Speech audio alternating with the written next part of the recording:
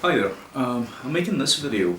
It's an impromptu video because I think there's something serious that needs to be addressed, which is the phenomenon of depression, and especially depression in young men. I've been getting a lot of messages from young men who are finding themselves on unsure and uncertain footing at the moment, and they're trying to understand what is going on around them. You see, there's this thing that happens, which is called being alive. And we're pushed into this society, we're pushed into existing, we're pushed into this life without ever asking for it. Nobody asked us whether we want to be here or not. And so we're just here. And we're in families that, people find sometimes difficult. And we're in societies that people find difficult. And we're living in times, this is what makes it such a profound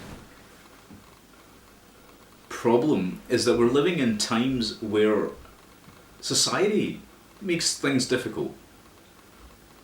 Of course, there have always been problems in every society through history, but we're living in a very, very interesting and strange time right now, where there isn't a specific niche or a place within this societal structure for young men.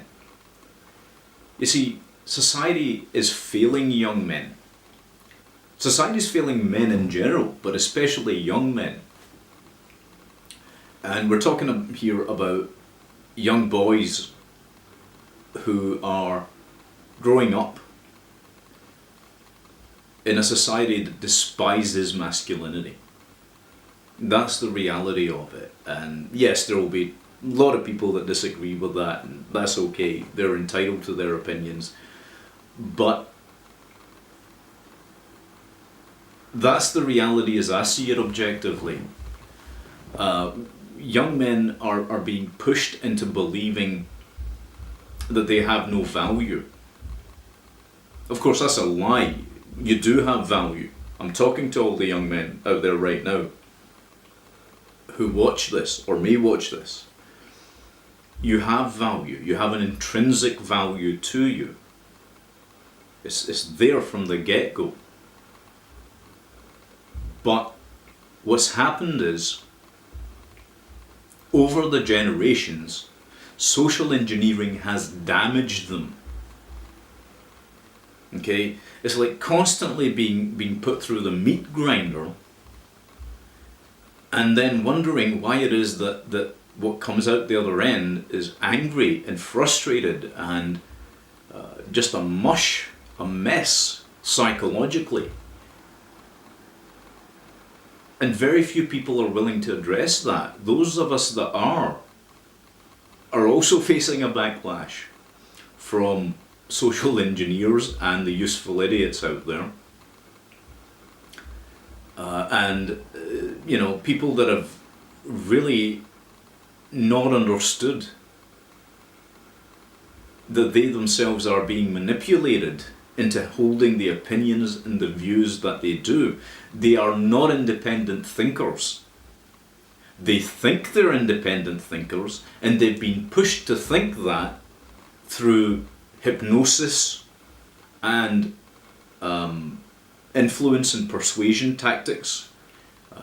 And basically, we would term it brainwashing. I mean, there's no such thing really as brainwashing, but you can influence people to think certain things or to behave in certain ways, and it works if you know how to do it and what you are doing. And the social engineers know it. Now I call these social engineers cultural Marxists, and I explained their actions and what they're doing in the previous video that I did.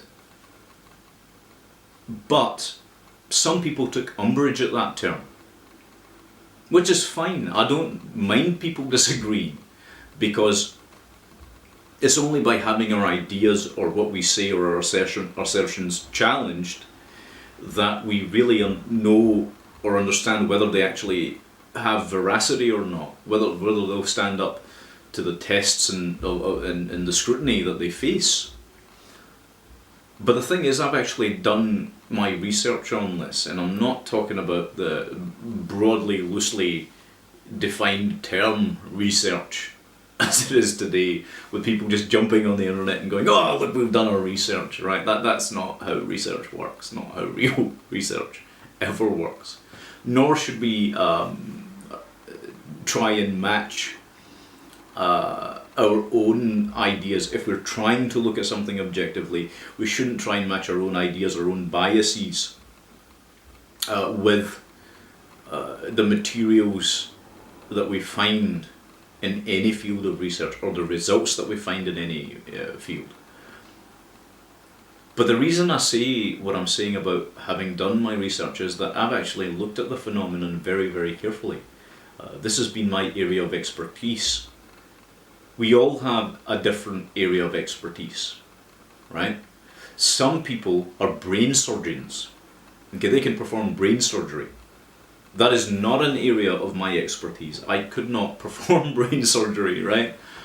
I could give it a try if somebody paid me enough, but really I wouldn't know what the hell I was doing, right? So it'd be dangerous. But when it comes to the concept of social engineering slash identity politics slash cultural Marxism, I've actually read the documentation that came out of the Glasnost during the end of the Cold War, and I have extensive experience with that sort of field without saying too much. So I actually do understand what cultural Marxism, or what we loosely might term as cultural Marxism, actually is. Is there an agenda at play? Absolutely.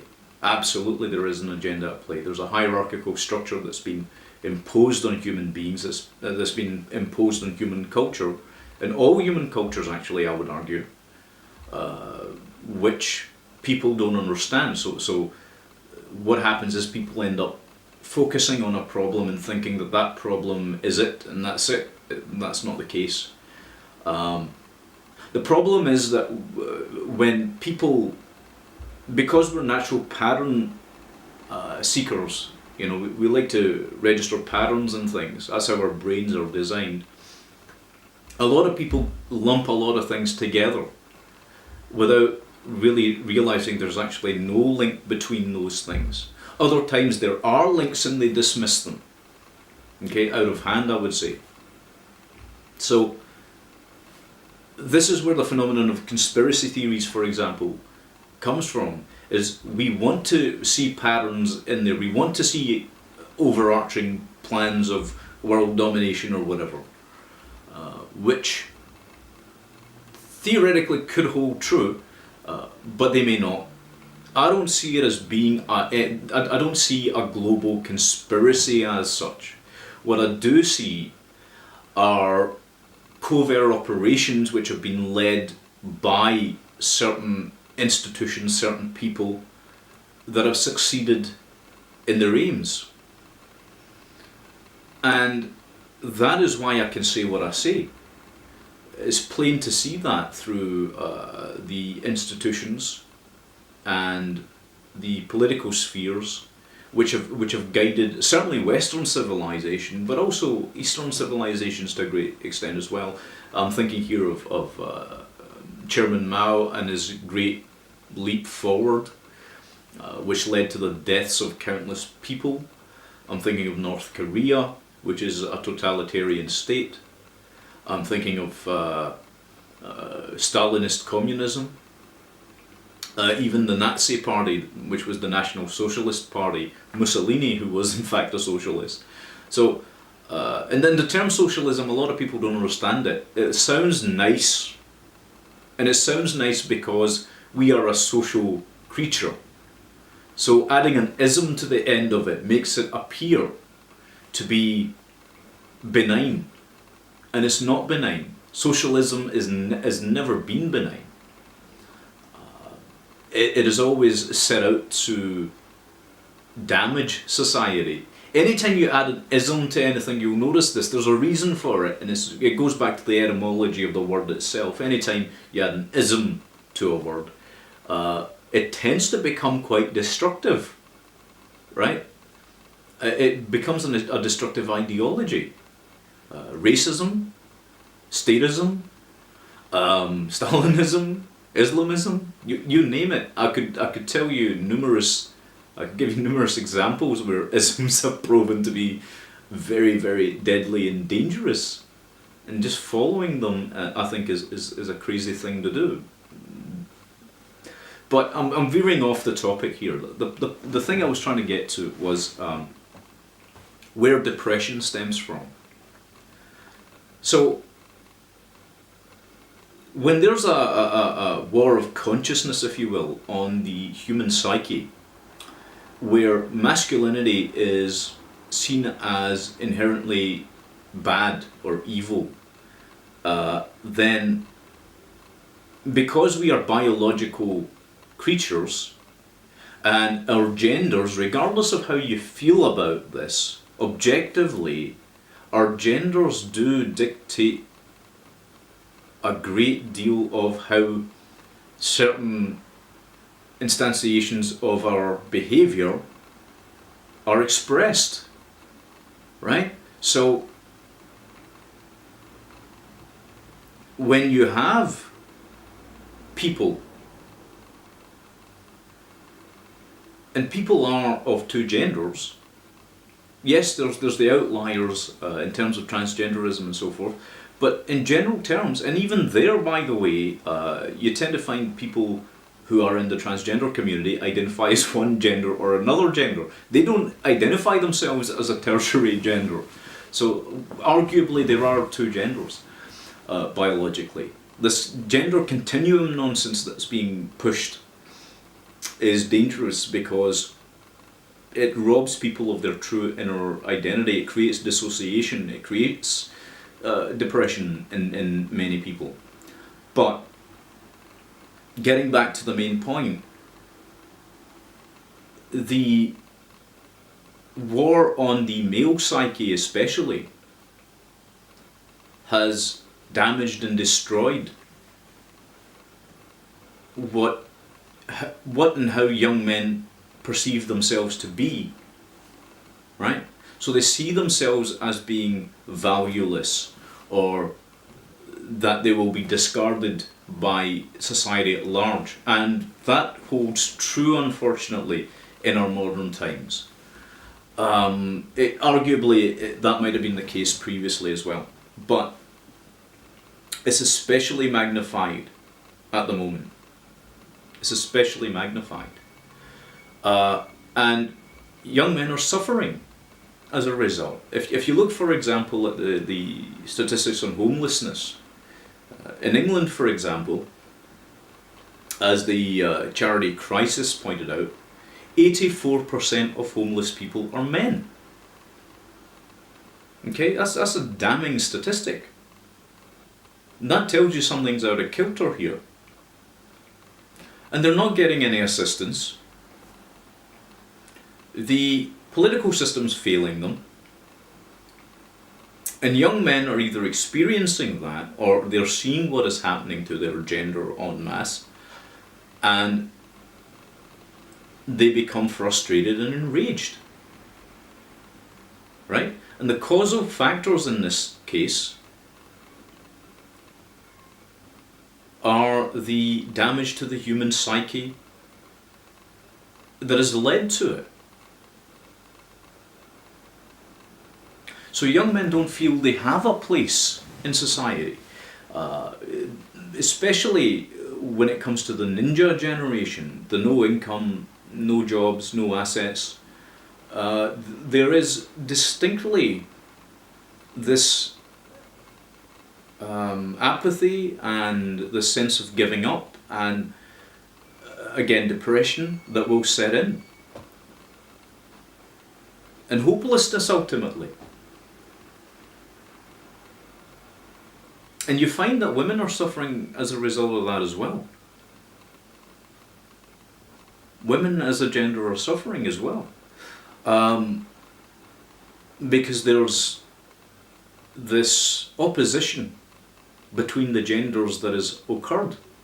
It's a flashpoint.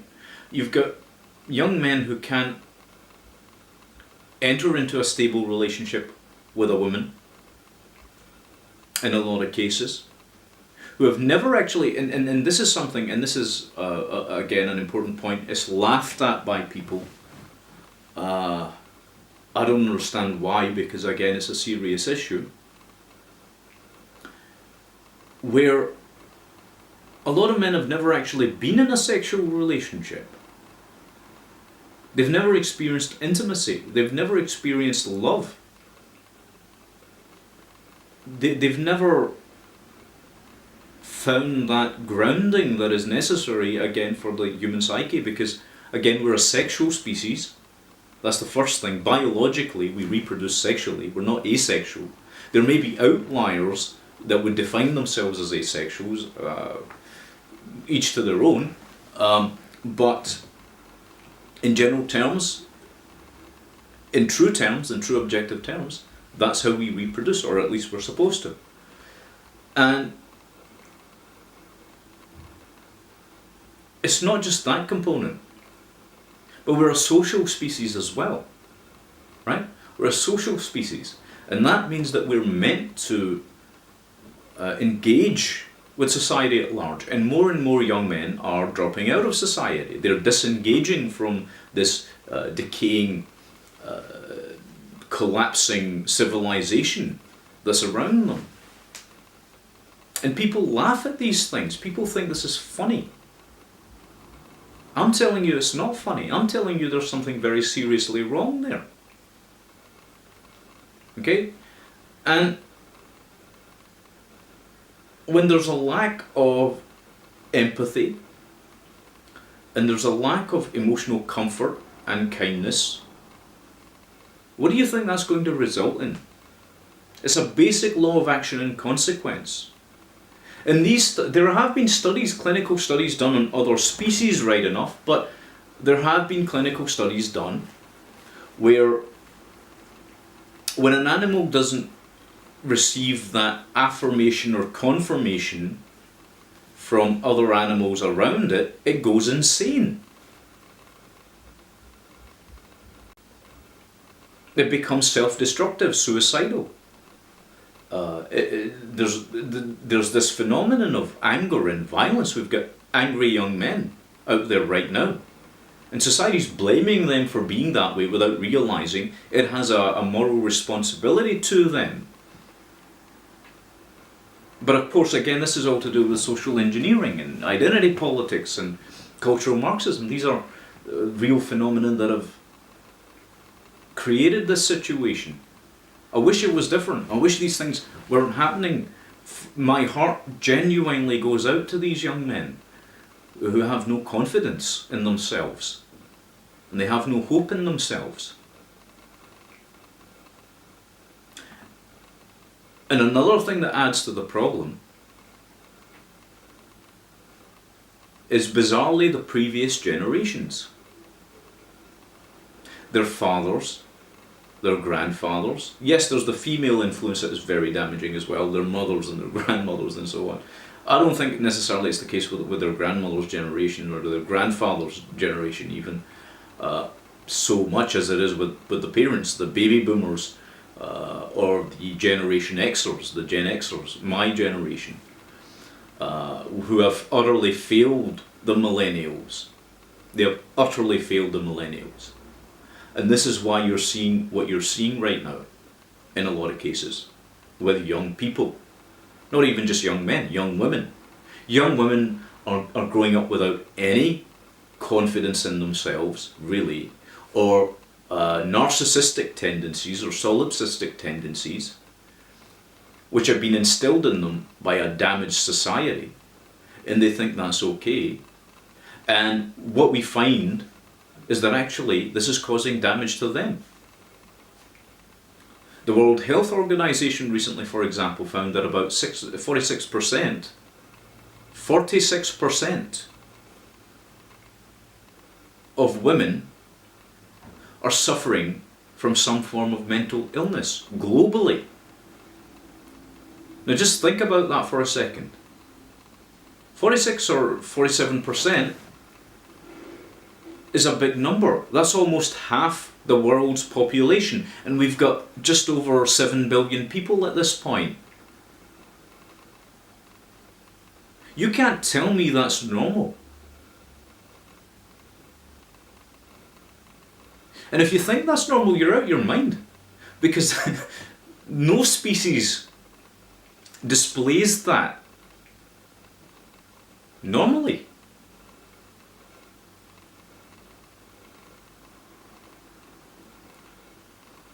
And I find it very, very distressing.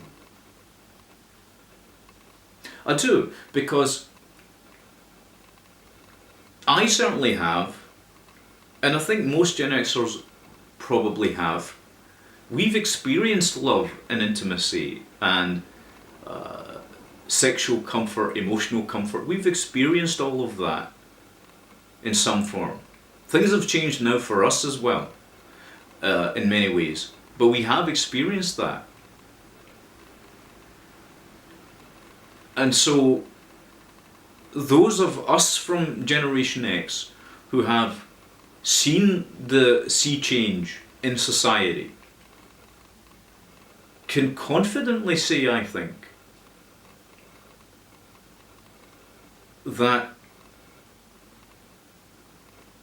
there's something wrong. We can see the problem.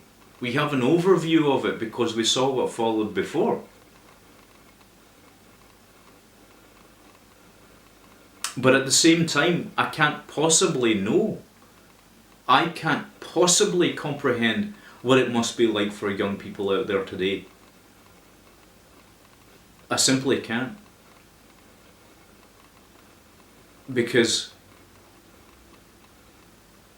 they don't have any social structure in their life. And I don't mean to be depressing about this or anything, but that really, I mean, I can't imagine what that would do to someone. And there is the question of parental abandonment to a great extent. Certainly emotionally, if not psychically, in terms of their psyches. What that must do to your mental health. When through choice or ignorance, parents haven't been able to truly raise you. The epidemic of single mothers, for example, excuse me, which has really caused problems because young men, again growing up in those conditions, don't know what it is to have the masculine influence. And I'm not talking about hyper-masculinity, I'm just talking about the truly masculine influence of logic and stability and these various forms of psychic balance. Because the mind needs these things as it's forming. And so many young men don't have that. They don't have that. So what do? You see? And these are things that we're talking about now. But before, there were other people talking about them as well. They were revealing the sort of foreshadowing events that might follow back in the baby boomer generation and the hippie generation. There were people who pointed these things out. And they were ignored and they were sidelined because the left had its own agenda at that point. And was trying to push through all these pieces of legislation, even legally and politically, that they knew would ultimately decimate the following generations the attitude, you'll have to pardon my language, the attitude was fuck the younger generations. And that's exactly what they've done. There are no opportunities out there for young people right now. There are no opportunities. And the older generations look at the younger generations with disdain a great many times. And I have to be careful because I don't want to project onto people here.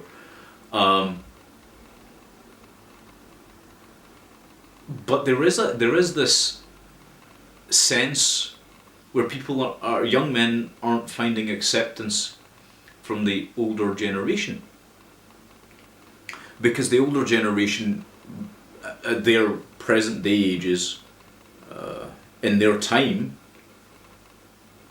were either in stable relationships or were married, and they had jobs, and they had all these opportunities, or even when they didn't, they had the advantages in order to be able to create opportunities.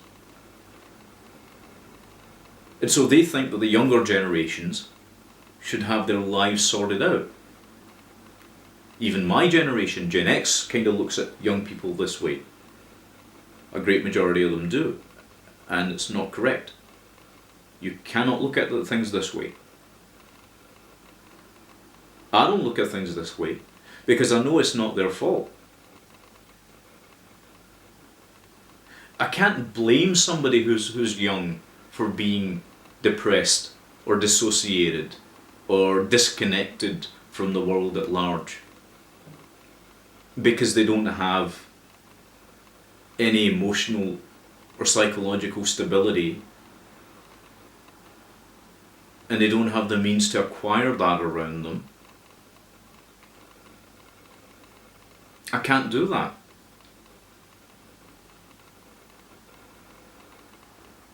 You see, psychologically,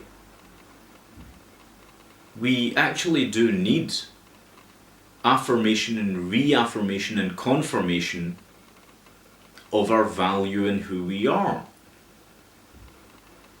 And if there's no people around us to provide that, that damages our sense of self. It really does damage your central sense, the core of who you are. And every behavior you have is lacking in impulse control. It's reactionary. And that's what we're seeing are people, young people who are reacting constantly. Actions and reactions. Right? We're not seeing well thought out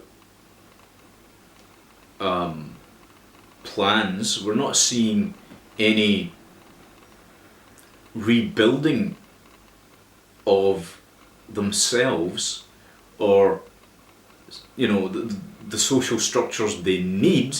They're not going, okay, well, society's declining and so we need to step in there and do something about it and here's the plan to fix it. We're seeing this let's burn down the village idea. Right? And I can't blame them for it. I'm not blaming them for it. I'm not blaming you for it if you hold those feelings and opinions and views. It's not your fault. It's not your fault.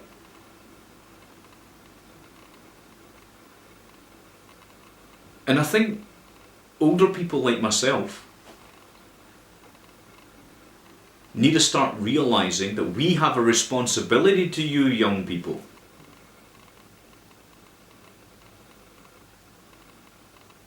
To help you through your problems, to guide you through them, if we can. To show you there is such a thing as empathy. And it's okay to have masculine energy that wants to burn down the world. Okay? When I was young,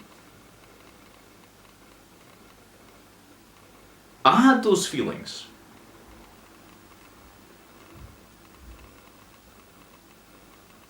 It is a strange, strange thing, really, isn't it? To not have any hopes and dreams or visions of what could be. Right?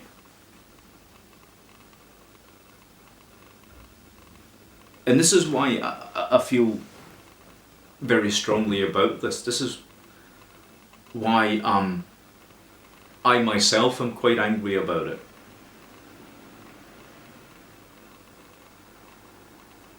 Because you deserve better. You young people today deserve better than what you're getting. Okay? This situation is on us, the older generations, Generation X and the baby boomers and everybody that's preceded you. That's preceded you. That's an interesting phrase. Right? Your parents and your grandparents and everyone else that shaped this society is responsible. It's on us. It's not on you.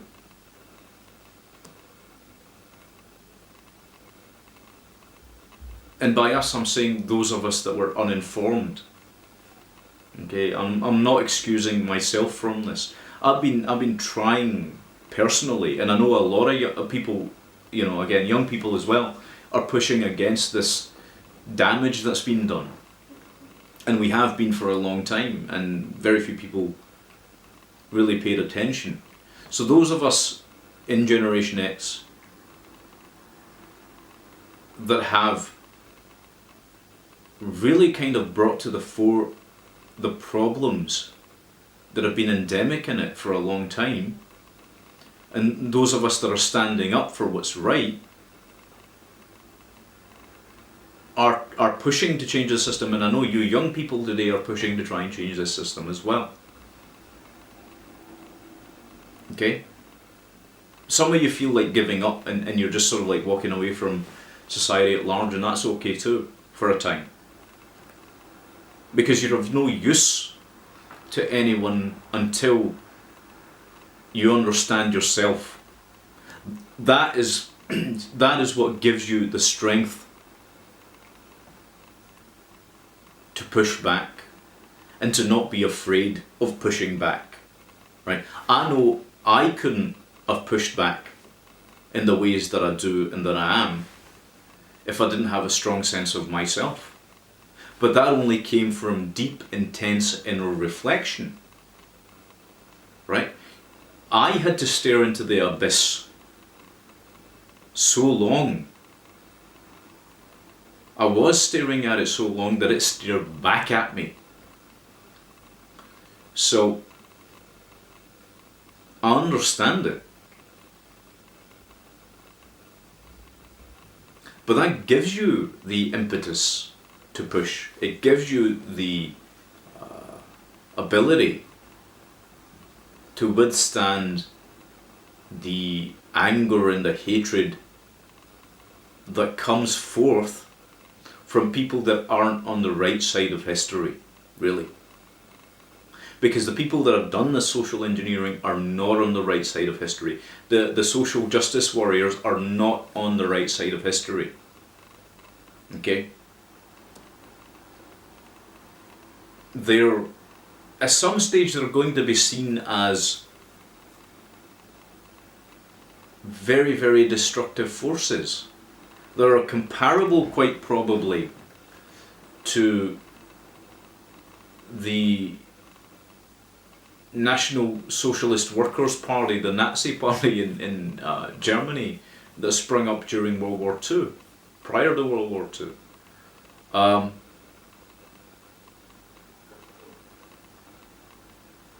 And they don't seem to understand this, right? And it's because they're just reactionary nutcases, really, those people that have been indoctrinated so heavily. It's a little bit like your typical order followers in the military or the police. They never consider whether their actions are morally correct or not. They just do what they're told. Or in other cases, they're told it's the right thing to do, so they do it without ever really thinking about it. And the SJWs are exactly the same. They just sort of follow the herd. They've got a herd mentality, which wants to destroy. It really does want to destroy goodness and kindness and empathy and all these qualities that really we need. You need to have those qualities in you at some point to care for those people that are damaged.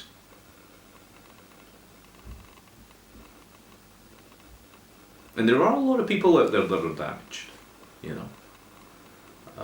And this is also something I find really distressing, is psychoanalysis is integral to this process, right? It's integral to the process. You call it finding yourself if you like, you know. But that's necessary. Self-examination, reflection, call it what you will. But it's needed, right? Now, what else has happened out there is that all of those original psychiatrists and psychologists that advocated self-reflection, all of the philosophers that have really contributed to enlightened thinking are even today seen as dangerous. So Socrates in his time, for example, was seen as dangerous because he was corrupting the youth with concepts of, you know, what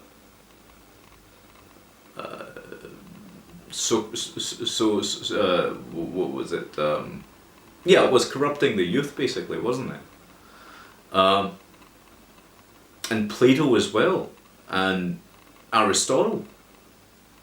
Aristotle almost faced the same fate, right? All because he was promoting logic and the scientific method, or what later became the scientific method, through Karl Popper's philosophies. So, you know, it's quite an indictment of society when empiricism, rationality, logic is seen as a bad thing. And even psychoanalysis was actually originally based on quite a lot of these principles. Carl Jung's work, for example, or Sigmund Freud. Yes, people kind of look at them and today they go, ah, well, their ideas were garbage. But actually, there's a lot of merit in many of their works. Not all of it, right? Some of it was just hypothetical strangeness. But there's a deep merit in it, in trying to understand the psychological archetypes. And this comes back again to masculinity, I suppose.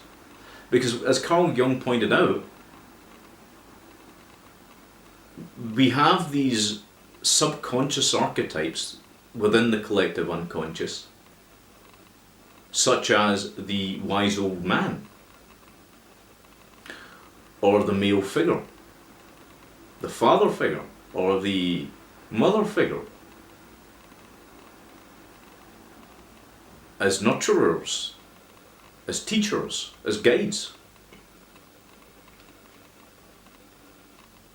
So, I guess I'll close with this, that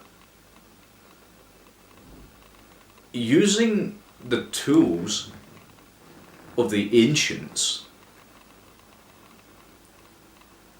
we can establish for ourselves, even if we don't have all those advantages, even if you don't have those advantages of Aristotle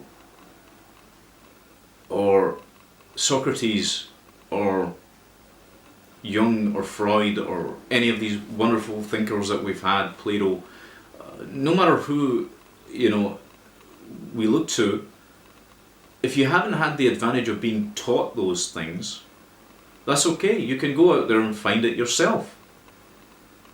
Because this is the key thing. At the end of the day, the only person out there that can really help you is you. Right? This is, again, something that society at large doesn't want you to know as a young man or as a young woman. Only you can help yourself through self-empowerment. Okay? You've got to find your center. You've got to come to a psychological, a mental, physical understanding with the world around you. And right now it is actually a rather dystopian vision that we're kind of seeing, right? But by you becoming empowered on an individual level, or what Carl Jung would have referred to as the individuation process, you will be able to do this. You'll be able to propose solutions to the problems. And you'll be able to find the courage inside yourself. You'll be able to find the courage to push back and to say no. Okay? That's not okay. Doesn't matter whether it's the press. Doesn't matter whether it's the media, the television, the politicians, whether it's even friends or whoever you know. If they tell you what's wrong is what's right, you say no. You're standing in moral rightness. You're acting with good principles and good ethics. They're not. If somebody wants to cause violence to you or your family or to your society, that's immoral. That's wrong.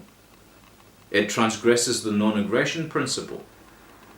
It really does.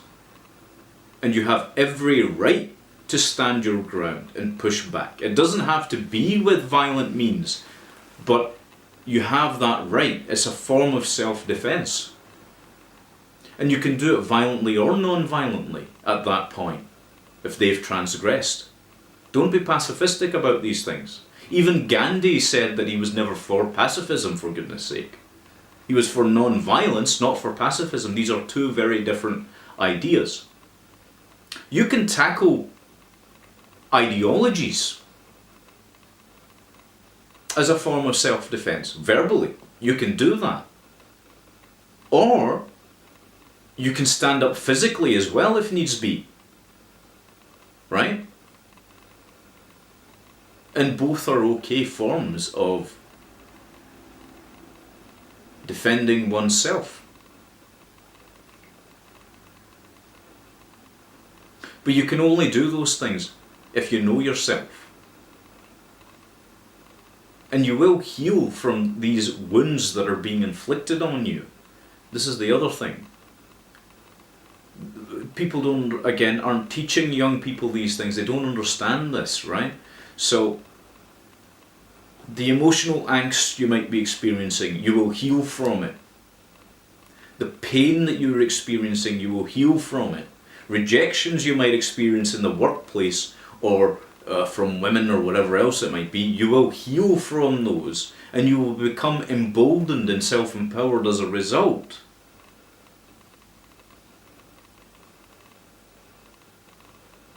You're stronger than you think.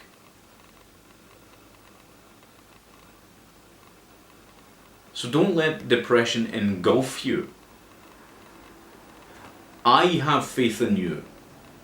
All of you. I have great faith in the young men and women out there. There's a lot of people out there, these dystopian people, that will promote this idea that the world is absolutely doomed, right? Doommongers. There's a lot of them out there.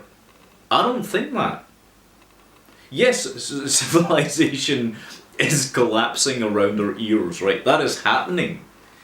Okay, but it doesn't mean we can't rebuild civilization when the time comes. Okay? It doesn't mean that we have to be in that causality loop for infinity. Okay?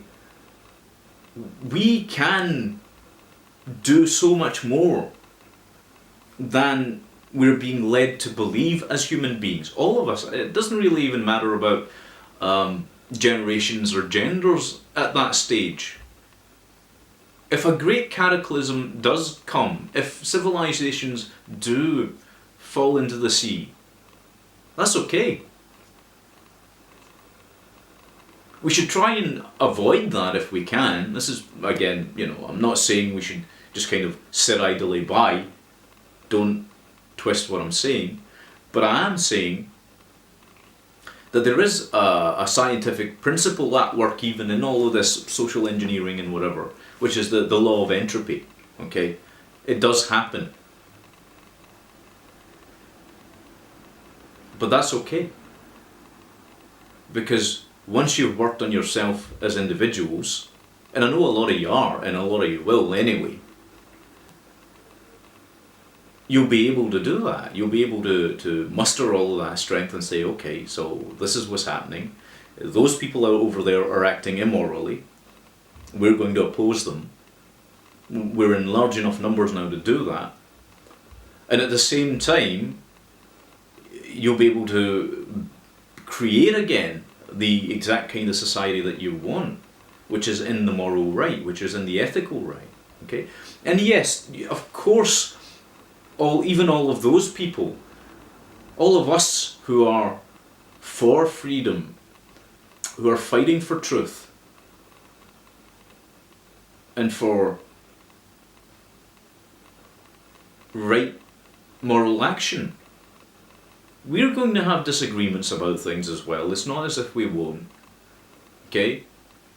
But we'll be able to come to understandings and compromise, which is sorely lacking at the moment in society. Right? But that's all there.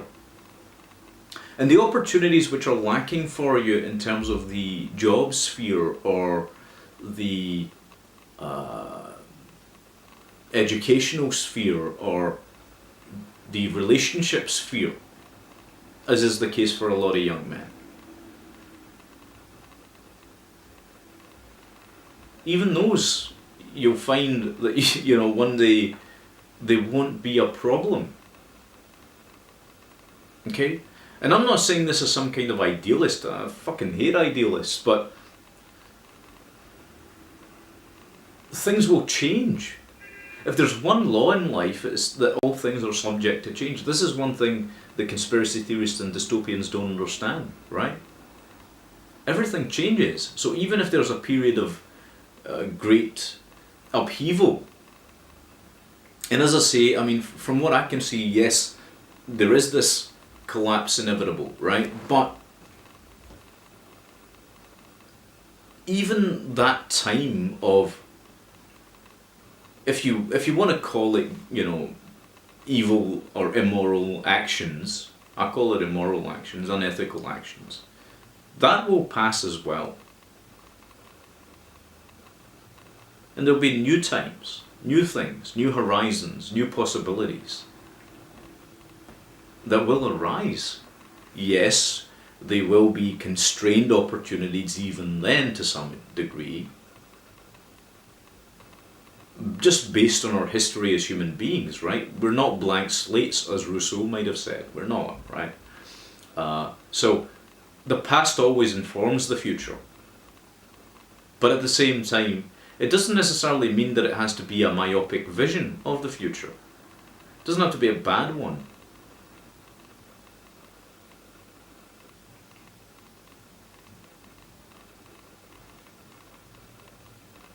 So just take your time with things and work on yourself, and if you want to check out a society, that's okay, for a time. You can do that. There's nothing wrong with that at all. Don't let anyone make you feel guilty for doing that. If you want to engage with other people, that's fine too. I guess the main thing is don't judge yourself too much, because people have judged you too much already. This is the key thing. People have been, there's this puritanical streak that's going around at the moment. And some people have said to me this is due to the beginnings of the United States or whatever, in the age-old Quakers and these kind of societies. But whatever it is, wherever it actually comes from, I think it actually comes from Martinism, but that's something I'll maybe go into much later on, probably in another video. But that puritanical streak, that is the thing that's poisoning the well, really. It's like you must conform. It's this Puritanism with conformity and all kinds of social pressures that are totally artificial that are being put on people. I guess what I'm saying is, right now you've got reasons to be depressed, right? But, and I'm not saying don't be depressed, by all means do. Just don't give up hope in yourself. And certainly don't lose faith in yourself. You need faith in yourself, right? You've got all the tools you need to succeed at within you. You just don't know it yet. Maybe some of you do.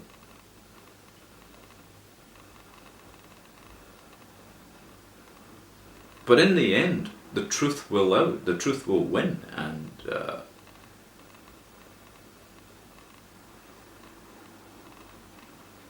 it's going to be fine. You're going to be fine.